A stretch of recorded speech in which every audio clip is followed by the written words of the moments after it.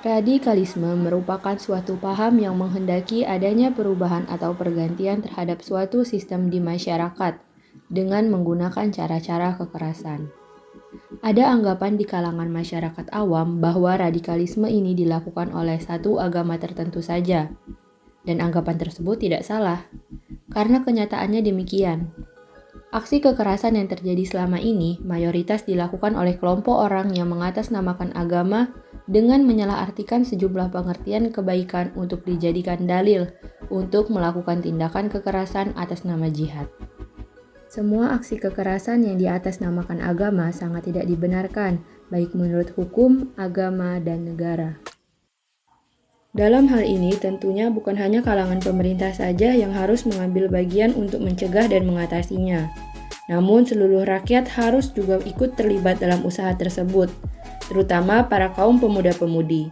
Hal ini dikarenakan kaum pemudalah yang nantinya merupakan generasi penerus bangsa, sekaligus menjadi ujung tombak untuk melakukan pencegahan dan pemberantasan akan kedua masalah tersebut.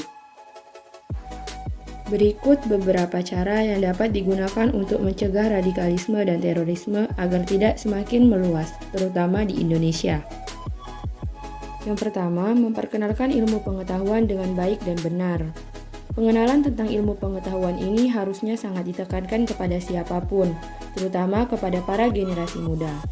Hal ini disebabkan pemikiran para generasi muda yang masih menggembara karena rasa keingintahuannya, apalagi terkait suatu hal yang baru seperti sebuah pemahaman terhadap suatu masalah dan dampak pengaruh globalisasi.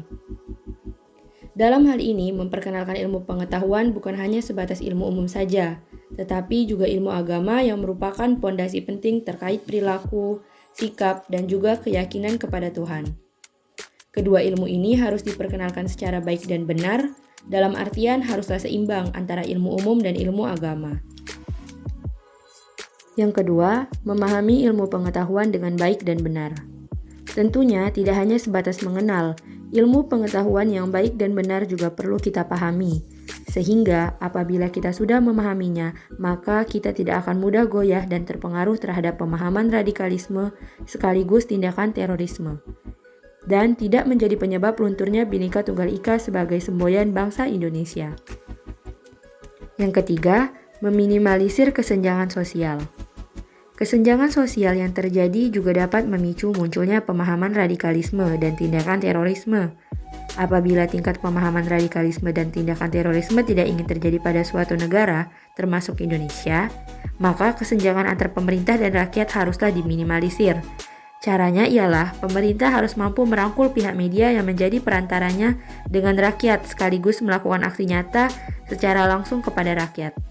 Begitu pula dengan rakyat, mereka juga harus selalu memberikan dukungan dan kepercayaan kepada pihak pemerintah bahwa pemerintah akan mampu menjalankan tugasnya dengan baik sebagai pengayom rakyat dan pemegang kendali pemerintahan negara.